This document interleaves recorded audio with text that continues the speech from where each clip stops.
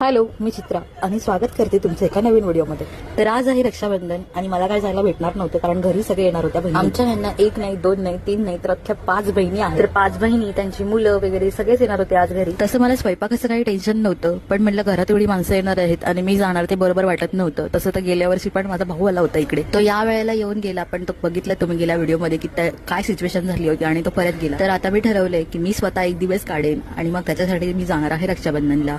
आणि मला 1 नाही 2 भाऊ आहेत. एक मानलेला भाऊ आहे, पण तो माझ्या सख्या भावापेक्षा मला कमी नाही आहे. काही असू दे, प्रॉब्लेम तर सगळ्यांच्याच घरी येत राहतात, पण मला असं वाटतं की रक्षाबंधन पण वर्षातून एकदाच येतं आणि आपण आपल्या भावासाठी थोडाफार वेळ काढू शकतो.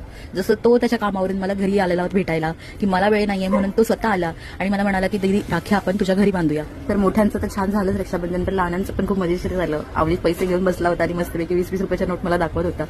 तर त्याची ओवाळणी केली, सगळं झालं आणि मस्तपैकी रक्षाबंधन आज आमच्या घरी सेलिब्रेशन झालं. आणि आमच्या बाबांनाही त्यांच्या बहिणीने राखी बांधली आहे. तर त्यांची बहीण म्हणजे ह्यांची मावशी येते सख्खी. तर चला मग मंडळी, भेटूया पुन्हा एका नवीन व्हिडिओमध्ये. आणि